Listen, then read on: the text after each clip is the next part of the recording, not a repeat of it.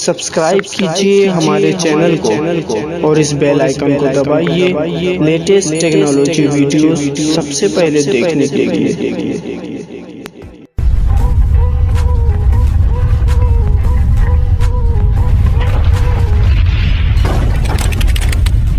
Welcome to technical Razmi YouTube channel. दोस्तों, पिछली video में आपने देखा कि हमने एक टूल बनाया था जिसके अंदर आप टीनेजर चेक कर सकते थे और उसके बाद में आप किसी भी जो है नंबर का आप टेबल क्रिएट कर सकते थे। इस वीडियो में हम आपको डेटाबेस के बारे में बताएंगे कि माइस्क्यूएल डेटाबेस का आप किस तरह से पीएचपी में यूज़ कर सकते हैं। तो सबसे पहले आप जब अपने चार्म सर्वर को स्टार्ट कर रहे होते हैं तो यहाँ पर देखें एक माइस्क्यूएल का स्टार्ट आता है। तो आप इस पर जब स्टार्ट पर क्लिक करेंगे तो ये ग्रीन कलर का हो जाएगा, इसका बैकग्राउंड बेसिकली ग्रीन हो जाएगा।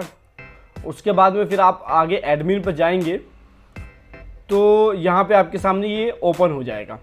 तो डेटाबेस क्या होता है कि बेसिकली डेटाबेस एक ऐसा स्टोरेज है कि जहाँ पर आप अपने टेक्स्ट इन्फॉर्मेशन अपने डेटा को स्टोर कर सकते हैं और फिर जब उसकी ज़रूरत रहे तो पीएचपी में उसका यूज़ कर सकते हैं, उसको कहीं पर भी कॉल कर सकते हैं।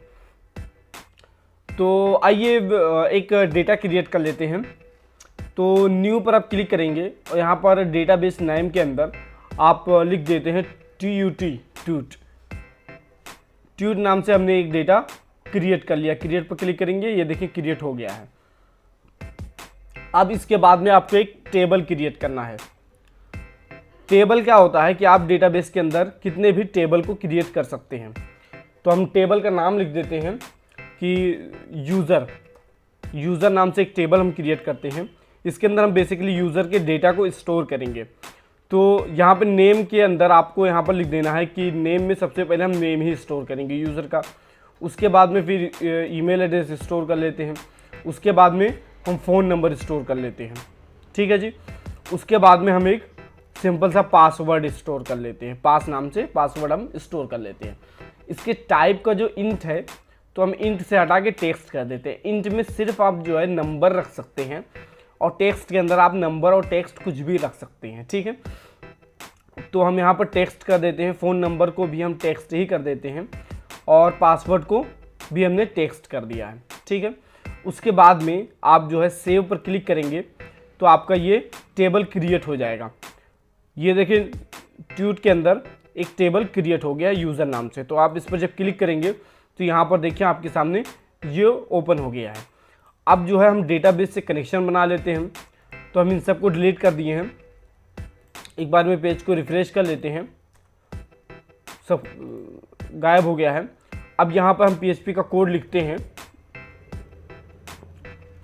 कनेक्शन बनाने के लिए आपको ये करना पड़ेगा कि वेरिएबल बना लेते हैं CON कनेक्शन नाम से और उसके बाद में आगे आपको लिखना है MySQLi_connect। जब आप कनेक्ट लिखेंगे तो उसके बाद में आप यहाँ पर सबसे पहले ये बता दीजिए कि आपका सर्वर कौन सा है। तो हमारा सर्वर है लोकल होस्ट। ठीक है। उसके बाद में आपसे ये दूसरा पैरामीटर ये पूछता है कि यूज़र आईडी क्या है। तो यूज़र आईडी रूट है। ठीक है। तीसरा पैरामीटर रहता है पासवर्ड क्या है। तो पासवर्ड इसमें कुछ भी नहीं है तो ब्लैंक डाल देते हैं हम। और आखिरी पैरामीटर इसका ये रहता है कि डेटाबेस का नाम क्या है। तो हमने डेटाबेस का नाम क्या रखा था, ट्यूट। अब उसके बाद इसको सेव करेंगे तो यहाँ पर आपका कनेक्शन बन जाएगा। आपको चेक करना है कि कनेक्शन बना या नहीं बना। तो यहाँ पर सिंपली एक कंडीशन लगा सकते हैं, इफ़। उसके बाद में उस वेरिएबल को पास कर देते हैं। बेसिकली हम कहते हैं कनेक्शन पास कर देते हैं।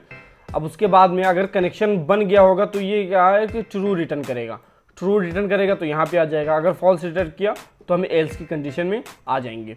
ठीक है। तो यहाँ पर हम इको कर देते हैं कि डेटाबेस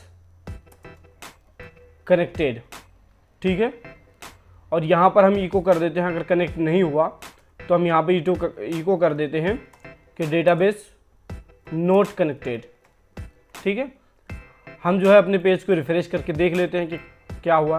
तो डेटाबेस कनेक्टेड का मैसेज आ गया है, यानी हमारा डेटाबेस सक्सेसफुली कनेक्ट हो गया है। ठीक है। अब जो है हम इसको डिलीट कर देते हैं क्योंकि हमको ज़रूरत नहीं है, डेटाबेस हमारा कनेक्ट हो गया है। चेक कर लिया हमने, तो अब इसको डिलीट कर देते हैं। अब इसके बाद में आता है कि इसके अंदर आप डेटा किस तरह से स्टोर करेंगे, यानी यूज़र का नाम, यूज़र का ईमेल एड्रेस और फ़ोन नंबर और पासवर्ड आप किस तरह से स्टोर करेंगे। तो उसके लिए आपको क्वेरी लगाना होगा। क्वेरी क्या होता है कि फॉर एग्जांपल कि हम यहाँ पर लिखते हैं कि MySQLi और अंडरस्कोर क्वेरी, ठीक है जी, लिखा। इसके अंदर हम सबसे पहला पैरामीटर क्या होता है, कनेक्शन पास करना। तो हमने कनेक्शन पास कर दिया, उसके बाद में आपको क्वेरी लिखना होगा। तो क्वेरी लिखने के लिए आपको क्या करेंगे, अगर आप इंसर्ट का क्वेरी लिखते हैं तो आप लिखेंगे कि इंसर्ट इनटू, अब जो है टेबल का नाम यूज़र है, और उसके अंदर आपको ये बताना होगा कि कितने आपने कॉलम्स रखे हुए हैं। तो हमने 1 2 3 4 कॉलम रखे हुए हैं, सबका नाम आपको डिफाइन करना होगा। तो सबसे पहले कॉलम का नाम क्या है, नेम, उसके बाद में ईमेल, उसके बाद में फ़ोन, उसके बाद में पास, ठीक है। अब आगे आप वैल्यू लिख दीजिए। वैल्यू के अंदर आपको यहाँ पर वैल्यू पास करना है। तो आप वैल्यू नाम के अंदर आपको पास कर देते हैं टेक्निकल रजमी, ठीक है जी। और उसके बाद में ईमेल के अंदर हम पास कर देते हैं एक कोई भी रैंडम सा ईमेल एड्रेस @gmail.com, ठीक है। उसके बाद फ़ोन नंबर में भी हम कोई एक रैंडम सा फ़ोन नंबर पास कर देते हैं, ठीक है। ये हमारा फ़ोन नंबर नहीं है, ये एक रैंडम फ़ोन नंबर है, ठीक है। उसके बाद में पासवर्ड के अंदर आप कोई भी पासवर्ड पास कर सकते हैं, फॉर एग्जांपल H123, ठीक है जी। ये पासवर्ड हमने पास किया। उसके बाद में जब आप इसको जो है रिफ़्रेश करेंगे, देखिए रिफ़्रेश किए, कुछ भी नहीं आया, कुछ भी नहीं आया। इसका मतलब ये है कि डेटा हमारा स्टोर हो गया है। देखिए डेटा हमारा स्टोर हो गया है। अगर हमने यहाँ पर कोई गड़बड़ी की होती, फॉर एग्जांपल कि L को हटा दिए होते, ठीक है, उसके बाद में आप रिफ़्रेश करते तो यहाँ पर फ़ौरन एरर आ जाता है कि अनडिफाइंड फंक्शन का। इस तरह से अगर आपने कोई और गलती की होती तो यहाँ पर ही गलती बता देता कि क्या गलती हुई है, ठीक है। तो इस तरह से आप जो है डेटा स्टोर कर सकते हैं।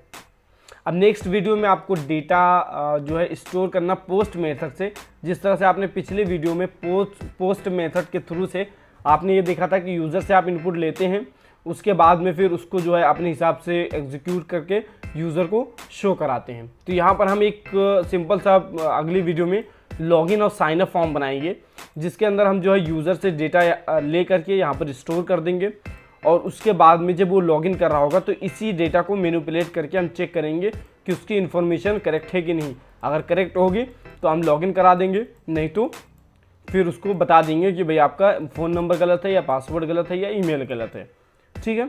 तो मिलते हैं आपको नेक्स्ट वीडियो में। जब तक के लिए आप इसको ट्राई कीजिए कि किस तरह से आप डेटा को स्टोर कर सकते हैं।